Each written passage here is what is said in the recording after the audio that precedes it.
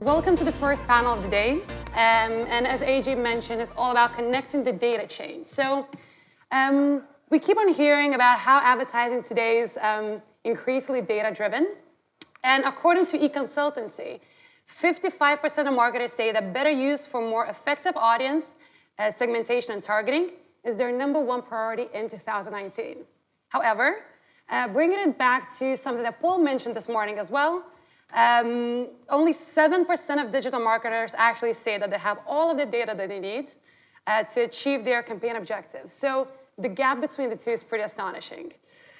This begs an assumption that either, although there's an overwhelming amount of data out there, the advertisers are either not able to locate the data that they need, or probably even more likely, just don't trust it, don't really know where the data is coming from. So during our panel today, we meet a sizable amount of key players in the data chain and talk about how marketers can best utilize and blend all of the data sources that are available to them. As well as from vendor perspective, we're going to talk about what have been the key initiatives in this post-GDPR world to help them do so. So before we kick off, I'd like to ask my wonderful panelists to quickly introduce themselves and their respective companies. Hi, good afternoon. Will Olstein, Global Commercial Director at YouGov. I lead our audience data proposition across the world, and I'm also responsible for the commercial push on our new product, YouGov Direct. Cool. Cheers. Hey guys, I'm Natalie. I work for a boutique consultancy called Pierian. Pierian focuses on data, strategy, and activation within both the performance marketing side as well as e-commerce. Hi everyone, Richard from Permutive. We're a data management platform. We work exclusively with publishers, helping them, I guess, unlock their data and take that out to market and sell it to advertisers. Hi, I'm James. I work at Adform, a full-stack platform incorporating ad serving, DSP, and DMP. I work specifically on the DSP, and hence I'm here to talk about activation, I guess. Thank you very much, guys. So I'd like to start conversation talking about the holy grail, first-party data. Natalie, you guys work with brands directly to help understand the value of their data and also to create more efficient data ecosystems. So I'd be interested to hear, looking back in the past 12 months in the post-GDPR world, can you tell us about how brands are rethinking their data strategies and what have been the new conversations that you have been having with them? Yeah, absolutely. So it's been a really interesting 24 months. As AJ mentioned, it hasn't been a stop and start process.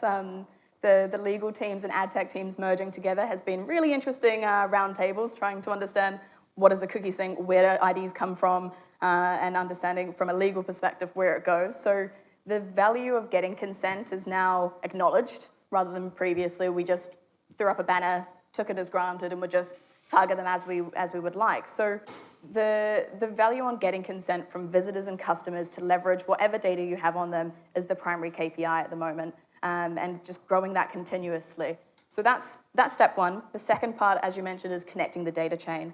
Brands and publishers, everyone that has some sort of first-party remit has a huge wealth of first-party data to connect to. This is online, offline, really historic data that you can leverage for modeling, for purchasing today. So being able to connect that and add that in with second and third-party data so you can do better prospecting, better modeling to expand that out, but then also connecting that back to that same consented user so that when they contact a brand and want to understand, what do you know about me? How are you messaging me? And forget me, that actually is put back to a singular ledger against your ID so it can be removed, uploaded, and sent back. Absolutely. And so I guess one of the biggest challenges historically for first-party data, although it's obviously has amazing value, has always been scale, I guess. Yep. Have you seen this issue kind of like grow in the post-GDPR, obviously, with need to collect consent? And also, what have been kind of the steps that perhaps advertising have been taking to overtake that? Yeah, so they've been playing with the different ways of getting consent in. So legitimate interest is the primary way that a lot of the larger brands are working, especially on the e-commerce side, because they know that if you were going on to their real estate, you were giving them clear signals that you are interested in that product or that company. So then you're looking at 95, 98% consent rates. So the scale issue isn't a GDPR piece, it's actually more of the identity piece, which I mentioned. So working on that and then scaling that out with trusted partners, second and third party data. On the second party part, really connecting with premium partners and publishers and getting on their CMP ledger. If they're a large enough brand, obviously they have the scale to do that. And if not, then they can work to the ad tech. I think it's like 1,007 different vendors that they have on that list now. Mm-hmm. And so how do advertisers go about deciding what additional attributes are important to their first-party data? You know, has the way that they're choosing vendors changed post-GDPR? So choosing vendors now is first a checkbox of the legal side. So now if a vendor doesn't comply to consented only, actually, that's the way that, even though if the brand is using legitimate interests themselves, they will actually only want to use consented data coming in as an external party. So getting that information in and then using analytics. So again, it comes back to data-driven and then data activation. You have to understand what is the overlap of my data versus the second or third-party data. If it's high overlap, then you should be doing customer personalization for their next purchase. And if there's a low overlap, then you use that area for your high-value prospecting. Mm-hmm. Perfect. And so I guess diving into the world of second-party data, these past 12 months have obviously been extremely challenging for a lot of publishers. But also have probably been quite a good opportunity for them to take ownership of their data assets. So I guess, Richard, that's probably a question for you. As you guys sit right in the middle of this ecosystem, can you talk a little bit about how you've helped publishers navigating these changes? Yeah, certainly. So I guess we've seen this play out in a couple of different ways. One is in terms of, I guess, kind of, as Natalie was describing, I guess, the relationship publishers have with their users and with their audience and the way in which they get consent from those users. And the other is, I guess, as a data management platform or DMP, the way we have helped and continue to help publishers packaging up their audiences, so understanding what users do on their sites and packaging up, I guess, core audiences that they can talk about and also packaging up custom audiences. So we do a lot of work with our publishers to help them, I guess, tell a story about their users. And interestingly, I mean, we, I guess, see the same kind of trends where a year ago, just over a year ago, a lot of concern about kind of how much would publishers be able to target their users, and then generally speaking, that playing out and dying off as something that people were worried about. Mm-hmm. And would you say that there's a general feeling now that publishers have become more open or closed post-GDPR? Yeah, interestingly, I mean, I would say, I guess, more open. I think there's transparency in terms of the relationship that publishers have with their users. I think there's transparency in terms of a lot of the work we do with publishers to help them talk about audiences and to do that in a way that makes it clear how those audiences have been derived. So how have they built a segment of users? What are the things that have put the users in that segment, and to talk about that in an open way. And then interestingly also, the way in which, for example, if you're a publisher and you run a campaign for a brand, the way in which you talk about how that campaign was delivered and give kind of analysis and very transparent analysis on performance, for example.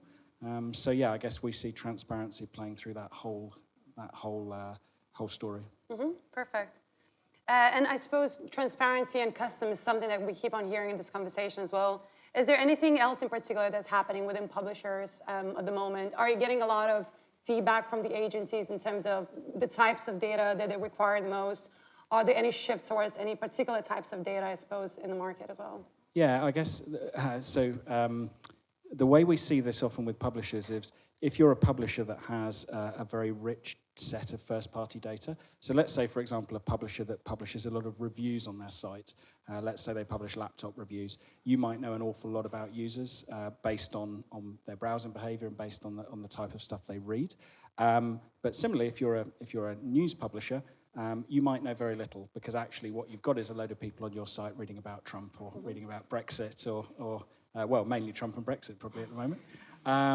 So there we see publishers kind of diving into second and third party data to supplement what they know about users. And again, I guess just to tell a story about their users that makes the audiences that they're building, the segments that they're building, attractive for buyers.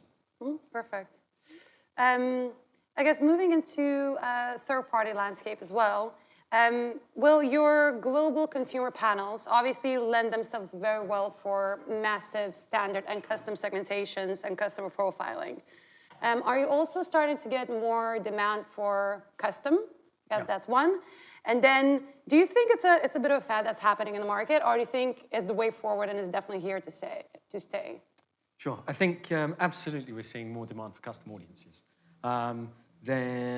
As people sort of evolve and they get more sophisticated with and a better understanding of what data is out there, I think a number of the presentations today have talked about really understanding campaign goals and making sure that you've got data sources that plug into those very precisely.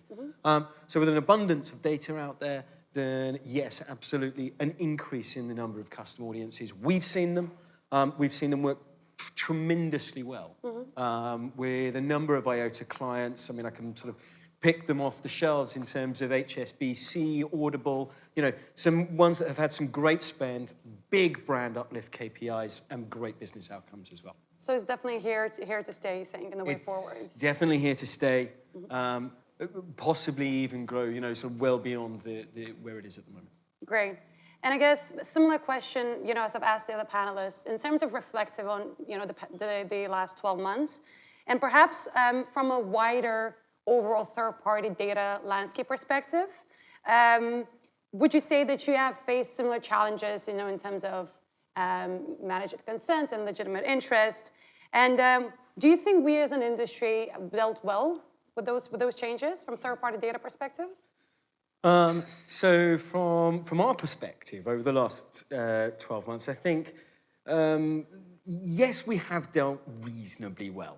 I think a lot of people have clubbed together, and so there's been a herd mentality. What we're now starting to see is as people get more comfortable with GDPR and the regulation, they're now starting to take their own direction, whereas previously it was safe in the herd. From our point of view, we've actually been looking very, very seriously at the consents that are out there. And still, in many places, consent might be legal, maybe, but it's certainly, if you went back to the data subject and said, do you know what we hold on you and how we're using your data, and that you've given consent for it to be used like that, I think they would be shocked. And so what we've done is try to create a completely transparent end-to-end solution with YouGov Direct. What we're doing is we are being utterly transparent with our panelists. They give us explicit consent for each data point that we are allowed to use. And we play that all the way through to the advertiser. We log it on the blockchain so that it is open for interpretation. And it is utterly transparent. And we've seen where those audiences have been used. There's no modeling involved. It's just targeting what effectively is our seed audience. We've seen amazing results. I will mention CTRs. We've seen CTRs of about 32%. We've seen conversion rates of about 6%, which are unheard of metrics. But it's all about transparency. And just being utterly, utterly frank with people about what data you're collecting, how you're using it, and how using it is going to benefit them. Perfect. I'd like to touch upon the activation side of things now. So we already spoke quite a bit about, some of the initiatives that are being implemented by different players in the data chain, whereas like transparency and custom obviously came up many, many times. I guess, James, from your perspective, do you think these changes and these initiatives, are they actually being felt by the advertisers and by the agencies? And if so, is it actually changing the ways that agencies are planning and activating media as well? Yeah, I think so, but it's I think a process. I mean, if we go back to kind of when programmatic advertising came around and we had to get rid of this image of it being a lower funnel, retargeting based kind of conversion driving channel or way of working, we now have the same thing, education piece needs to be done with third-party data, because what you have is, in some cases, is people thinking, okay, I can slap third-party data on here, or any data whatsoever, and immediately hit KPIs, which maybe I wouldn't have hit before. The idea is that there could be ways and strategies of using third-party data according to that funnel approach. Understanding that, as we realized and educated on a piece that you can use programmatic advertising to reach audiences at whatever step of the funnel, different algorithms, different strategies, whatever it might be. Likewise, third-party data could be used at these different stages as well. So still, maybe too often, we're getting cases where, there's a line item here which has third-party data on, and it's not performing better than, say, for example, retargeting, or something like this, like trying to compare these kind of lower and upper funnel type things. And because of the extra CPMs of third-party data, it's always held to account much higher. If I'm not immediately seeing some uplift in performance, then I'm going to turn it off. So I think what the customization is allowing us to do is to say, okay, what are your actual campaign strategies here? What are campaign plans? What kind of audience? What stage of the purchase journey, if it's some sort of purchase, are they in? And then let's customize third-party data for that very specifically and try to evaluate it in that same context of, we are trying to drive a user from here to here, but there are these steps in between. And that's, I think, the major piece. I think we've got around the idea of, like you said before, the importance of data in these. But I think the reason why there's that big discrepancy between the number of people who've acknowledge that data on campaigns is incredibly important, the amount of people who actually use it in the day-to-day is because of this unrealistic expectation that data is going to solve all your problems straight away. Perfect. And I guess bringing it back to the connected data chain, what do you think are perhaps some of the challenges that clients still face when trying to implement a 360 data strategy? So we obviously talk about how there's a huge amount of data on the platform as well, and perhaps clients are trying to bring in first-party data. Is this still a bit of a challenge trying to actually have that 360 data approach? Yeah, I think so, because I think sometimes it comes from the planning stage that the communications that perhaps the people who are executing the platform have with their, maybe the people who are planning campaigns or even the in-house marketing teams of brands. Kind of the language that is spoken when it comes to planning and buying audiences, I want this demographic or this affinity or these types of things, might be harder to translate into the taxonomies that you might see in a platform. So when it gets to the stage, for example, marketers talk about stuff like, I need on-target reach, or I need a certain kind of, let's say, coverage with this very specific type of demographic. And if you don't see those in the kind of taxonomies that we have in platforms, then sometimes it might be quite difficult to marry that up. Having said that, I think we've got to the stage where when there are tools, for example, outside of a standard taxonomy, where you can say, all right, I need a user who has done this and this, but not this, for example. I need a user who has consumed a lot of this content. When we're taking different kind of sources, then it becomes quite easy. We're not just saying things like, basic demographics or intent and interest. It's actually far more advanced. And also the combinations of different types of segments means that, we can be a bit more fluid in our approach rather than having to just choose from basically rows in Excel or these pre-made segments. So would you say the publishers and third-party data providers as well, they're catering for those changes? Are they becoming more flexible from your perspective in cater for Yeah, I think so. But I think that the biggest challenge is that when somebody has to justify a few £1,000s or whatever on a data strategy, they have to actually often sell that into an advertiser or into an agency planning team, right? That this, especially now that you have DSP invoices, for most part, are very much disclosed, or at least a lot of advertisers actually have taken, a lot of the advertisers we work in have taken these programmatic choices in-house, so they actually receive these invoices. So there's going to be a line on this invoice that says, Eyeota, or maybe even someone behind Eyeota, X amount spent on data. Now, if they don't understand what that means, it's going to be very hard to justify. And unfortunately, people in maybe planning teams and in-house marketing teams do not speak the language so much of cookies and online IDs, but as such as maybe a bit more like what we heard before about those clusters and interest and intents and things like this on that kind of level. So being able to that we're speaking across this chain the same language when it comes to audiences, I think is incredibly important in terms of making sure these can be activated quite easily in platforms. Perfect. So I guess we have retrospectively spoken a lot about the changes that have happened recently. Before we wrap up this panel, I'd like to ask a question to all of you guys that is a little bit more future-facing, I guess. So get a bit of inspiration before we leave. What would you say is one future trend or one piece of advice that marketers should consider when connecting the data chain? Natalie, Yeah, start with sure. you. So for me, the biggest trend and focus for the next 12 to 24 months even, and perhaps beyond, is identity. I know there's a panel on that later. Identity is the core piece of connecting the data chain. So we know that without that, none of this will work. Unfortunately, there are vendors out there who think that even though third-party cookies are floating off into the distance, they can run around with bigger nets and still catch them, which isn't going to be working then. So it's something that everyone in this room really has to be thinking about is how am I going to use identity and the data that is connected to that in the future without this identifier that is the status quo today. Mm-hmm. Richard? I think for us, it probably segues nice from what Natalie said. So for us at Permutive, we think a lot about privacy, and we think a lot about how over the next 12 to 24 months, privacy and the way we think about it is going to continue to change. I think we see kind of regulation closing in from one side, and we see the technology giants closing in from the other.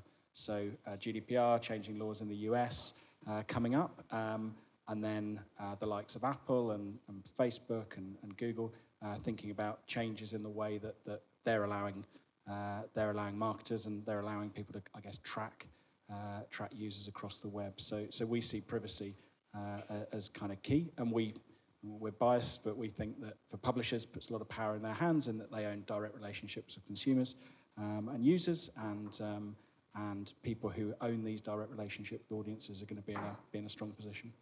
Thank you. Will?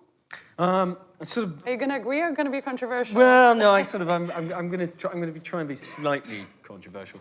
First of all, I'm going to talk about agility. I think that's got to be at the heart of what most people hold within their strategy. GDPR has set sort of a rough outline of what the regulation looks like, but it's going to be case law and precedent that sets down, actually, this is allowed, that is not. So those 200,000 cases that are out there with regulators, be wary of them and how they fall.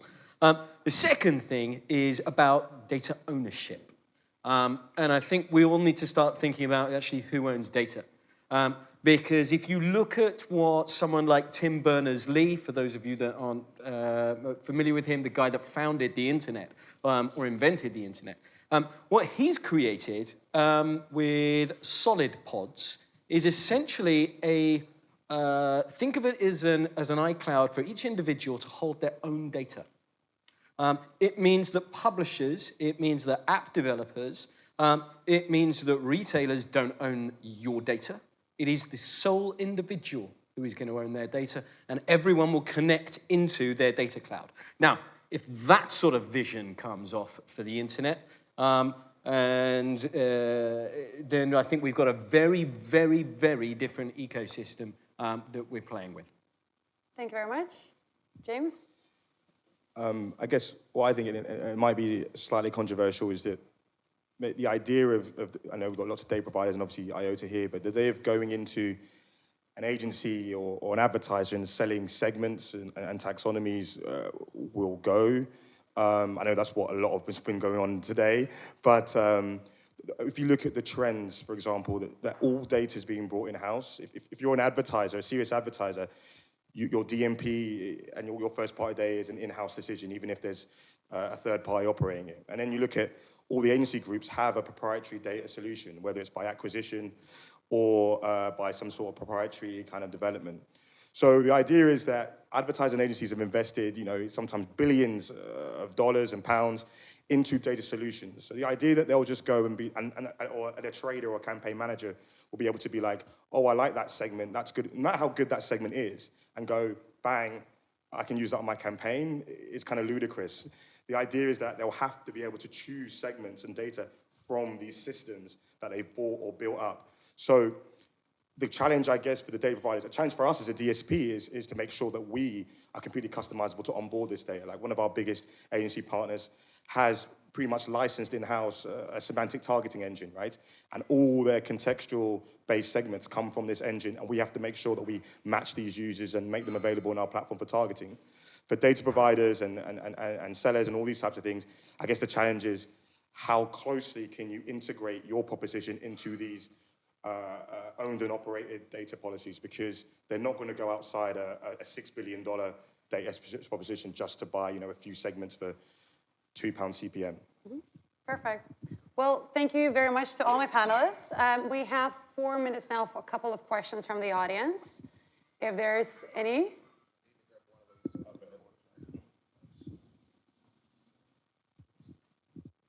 No?